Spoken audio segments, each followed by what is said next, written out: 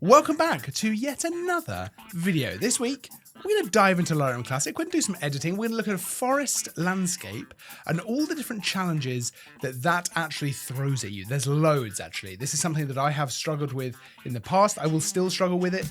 Even perhaps in this video, we're going to overcome those things together. A lot of contrast, a lot of very, very bright areas, especially with the kind of bright sun we've had recently, and then darker areas, a bit of color issue, white balance. Let's just get into it. It's Tutorial Tuesday. Welcome back to Tutorial Tuesday, where each and every Tuesday we bring you a brand new, fresh photography tutorial. Let's dive in and see what we're working with. Now, this is the photo that we're going to be editing together today, and it's a little bit of a challenging situation, right? I mean, it's very underexposed. We're going to talk about why in a second, but you know, an incredibly bright day. I shot this yesterday, very, very bright sun, which is coming in through the leaves, and that means you've got some incredibly bright areas, very dark areas, so heavy contrast to deal with. I actually really like the overall kind of framing. I think it's, if I actually bring the exposure up, which is one of the first things we'll do, I really like actually looking down this path through the kind of forest, but there's a lot of work here to do. Now, the reason it's so underexposed is because I was dealing with a lot of these very, very, very hot areas, right? These bright areas, which were just going to blow out if I went really much higher than this. Now, I did do a little bit of essentially bracketing, right? I didn't have a tripod on me, so I had to be a little bit smart with how I was doing it, but I tried a few different exposures. So I think this is the one we're going to actually try, but I have tried, you know, something like this, which also works maybe arguably a little better. But again, because it's a little brighter, the exposure, we are going to be dealing with the issue of these brighter areas even more so. And then, you know, we go even brighter and you can see where things start to really just blow out, which is not so ideal. But we've tried a few different exposures here. And ultimately, I think we are going to go with this very dark one. And the very first thing we're going to do is bring that exposure up to something like this, which does give us a little bit of an issue with these brighter areas. We're going to try and immediately combat that by bringing the highlights down, but you'll see there are still going to be some pretty bright areas to deal with. The next thing I think we need to do, I'm going to bring the shadows up just a touch, maybe bring that exposure down. What we're probably going to do with this photo is revisit certain aspects of the edit as we go through, right? We've brightened it up so we can see what we're doing. We're probably going to end up using masks and things like that to accentuate different parts of the photo, and then maybe even bring that exposure back down because we won't need it to be so high overall for the photo. So we're going to revisit that. Let's go up to the white balance. I'm going to warm this up quite a bit. I find that auto white balance actually struggles sometimes with a foresty scene like this. I'm actually going to add some magenta to it as well because it's a very green photo, right? Which is understandable. But I think what we probably want, at least for now, is to add some magenta. I'm going to do something like this, warm it up a little bit again. That's immediately, I think, looking a lot better. I mean, obviously, from where we started, this is where we started, this is where we've got to. That's immediately looking an awful lot better, but it can be a tricky one. It can be a really, really tricky one. Now, the contrast, I'm going to leave at 0. I might even bring it down for now, just for us to actually work with it. This is something that, especially in a more challenging edit, I'm going to use different settings to make my life easier for the edit and then revisit them, like I said, a little bit later. Right, let's come down. I'm going to just bring the clarity and the texture up, not too much. And the vibrance, I'm going to bring up a little bit as well. Saturation, I'm going to leave alone for now, but we probably will come back to that. Let's come down to the color mixer where we can see the HSL sliders. This is hue, saturation, and luminance. And we're going to play around with these to see what we kind of like the look of, right? Orange, I'm going to bring down a little bit so it's a little bit more of a burnt orange feel. That's mostly going to affect things like the path. Yellow is going to affect things massively, and if you bring it over to either side, you'll see exactly what it does. I'm going to bring it over a little bit to the left, and green I'm going to bring over a little bit to the right. I want to make sure the forest looks fairly sort of lush, right, and vibrant, and very kind of summery with that green and warm feel, which I quite like. Then we're going to come over to saturation. I'm actually going to bring the red all the way down. I think if we zoom in here, if I have that up a bit, you'll see there is a little bit of fringing going on in some of these brighter areas. We can combat that a little bit by bringing the saturation of the reds, the purples, and the magentas down without really affecting much of the overall photo, if anything, actually, which I quite like. I'm actually going to bring the yellows down just a touch and maybe the greens a little bit as well. And then come over to the luminance and just bring those greens down just a little bit as well. Okay, we're sort of fixing some of the immediate issues, I think, which is good, right? That's what we want before we get into stylizing the image a little bit more. We're going to leave things like color grading for now. We might come back to it. I'm going to come all the way down, I think, to possibly all the way down to calibration. Now, this is going to be personal taste, right? The two that I tend to play around with is the red primary and the blue primary. I think they have the most effect, but the green primary is there as well. And what we can do is use this hue slider to really get a feel for what it's going to do, right? If we move it over to the right for the red, for example, it's going to make the whole image feel a little bit more yellow, a little bit warmer. Over to the left, it's going to remove that a little bit. So I'm actually going to move it just a little bit over to the left here. The green hue slider, if we move it to the right, we get this very kind of green and foresty feel in one way. Over to the left, it's a much warmer sort of thing. I might actually move it a little bit over to the right, just to kind of really accentuate the green in the image. And then blue primary, again, we can do the left, brings us this very kind of orangey feel to the image, and over to the right, very green. So we probably don't want to touch that too much. I'm actually going to leave that pretty much just very slightly to the right, +2. I think we can leave that alone. So nothing major, very subtle, but we're really applying lots of additional subtle changes, and they add up over time, right? That's absolutely one of them. Right, let's come up to the top. This is where we might start using some masks to really start playing around with the overall image. Now, this is probably going to be mostly an exposure mask that we're going to use to shape where the light is and draw the viewer's eye to certain areas. The first thing I'm going to do is bring a linear gradient in from the bottom, something like this, a little bit slanted so it kind of follows the path.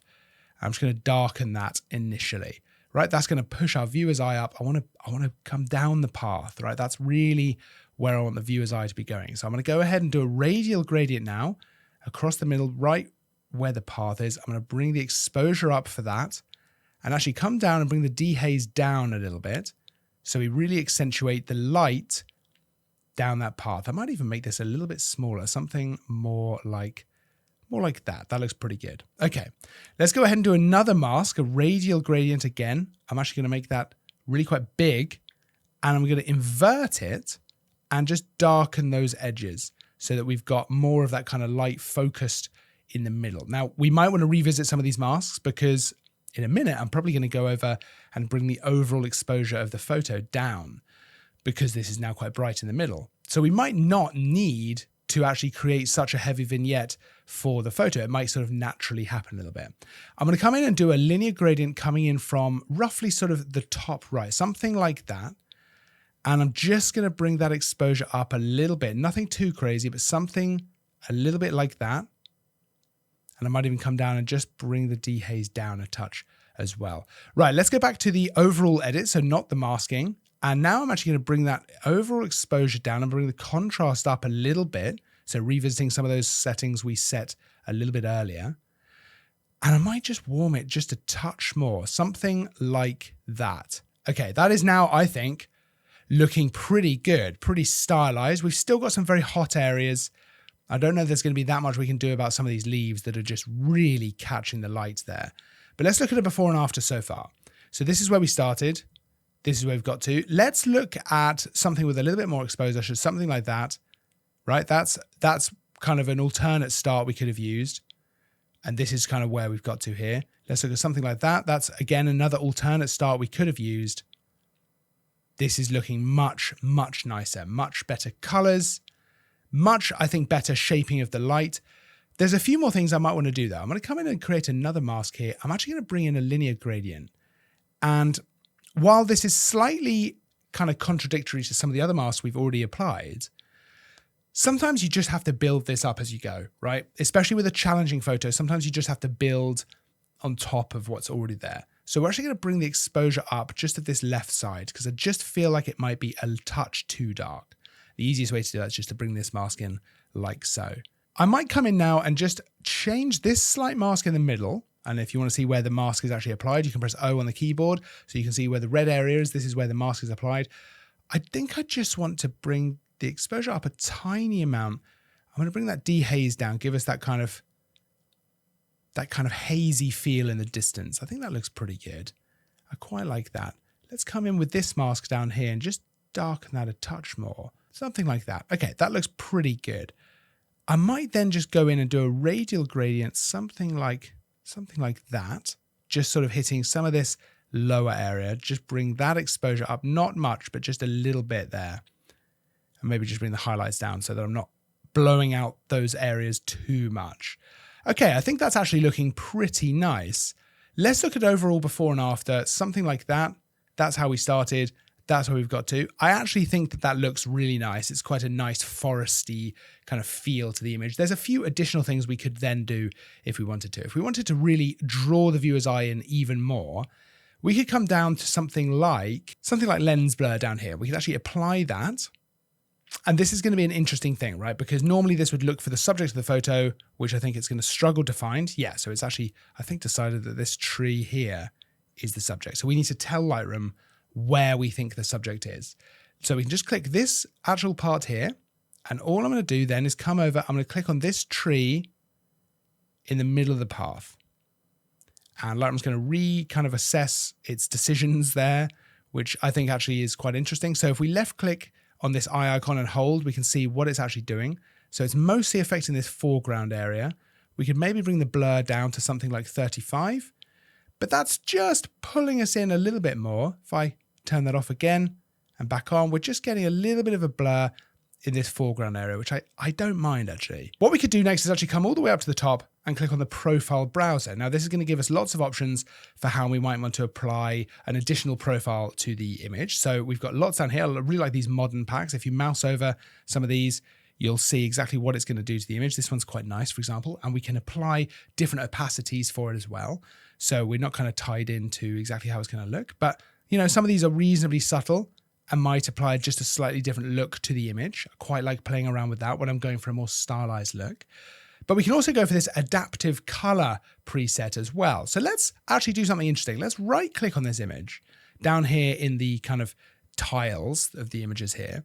And let's click create virtual copy, right? So that kind of saves where we are with the edit. We can always come back to it, but we've got this version of it here, which has all of the same edits we've already applied, but now we can go further without worrying about, you know, having that original edit we've already done. That's kind of saved in the bank. Let's go ahead and go back to that profile browser now, and let's look at something like adaptive color. Now, this is going to use AI to work out how Lightroom thinks that the photo should be edited. Now, obviously, it's way too bright. That's because it's also applying the edits that I've already put on there. So let's go ahead and click on it. I'm going to close that, and then I am going to separately bring the exposure back down to 0 because the adaptive color preset will now be doing its own thing. I'm going to turn the vibrance off as well. That's looking, actually, it's looking kind of interesting. I could always bring the exposure down, right? And if we look at the difference between that one and the one I've edited, actually, they're very similar, but perhaps the adaptive color version is just dealing a little better with those highlights. So that's an additional way you can see how would Lightroom deal with some of these problems? What would it do to try and overcome them? Which I think is a really useful thing to have in the program. And actually, like we've seen here, I've still got all my masks applied. I've still got everything else that I've done, but I've just allowed Lightroom to just help me a little bit with that issue that I'm facing. I think I quite like where we've ended up with this photo. I might even just bring the overall exposure down a little bit more, something like that, I think is going to look pretty good. So if we were to look at before and after, it's now going to show us kind of how this photo was when we created the copy. And then this is where we've got to. So you can see if I look at the before and the after, it's really just helped to deal with those highlights. Let's come back to where we were before we applied that. That's where we were originally, but without that adaptive color preset. And this is where we actually started. So you can see, let's look at this one. This is going to be the final image, I think, versus something like this, for example, or even like this. You know, it's a little bit of a messy situation. I find actually composing forest shots really hard as well, because there's so much going on. It can be difficult to find the right framing. I think that this works well with the path. And then this as the kind of end image, the light is drawing us into the photo. I like it. I like how we've kind of ended up with this photo. Now, I'd love to know Is this something that you also have struggled with? I just find it very difficult to deal with forest stuff like this, with the very heavy contrast and situations where you've got these, even underexposing that dramatically, still these very, very bright areas. Now, I could have bracketed even more aggressively to try and combat that, but ultimately it still presents a problem. When the leaves are just that bright, when they're catching the sun and it is just that intense, it can be a really difficult thing to actually overcome and to find a way around without it just looking completely unnatural. So I think actually still having some slightly blown out areas is maybe not the worst thing in the world. But I'd love to know, is there anything else that you would have done to this photo? Would you have stopped a little bit earlier? Or would you have just gone back on a different day? Sometimes that is the best option. Today, for example, is actually much more cloudy, which might have worked out better for an overall result. But sometimes you don't have that choice. Sometimes you are where you are when you're there, and the weather is what it is. There's not a lot you can do about it. We've got new tutorials every single week. If there's something specific you would like to see, let me know down in the comments, because I always think that's super interesting. And I want to make sure I'm making the stuff you guys actually want to see. We've got a full list of all the kit we use for this photo, as well as all the video stuff that we do down in the description of the video, so you can check that out for yourself. Don't forget to like and subscribe as well, because there's new content all the time. I'll see you in the next video. But until then, as always, thanks for watching.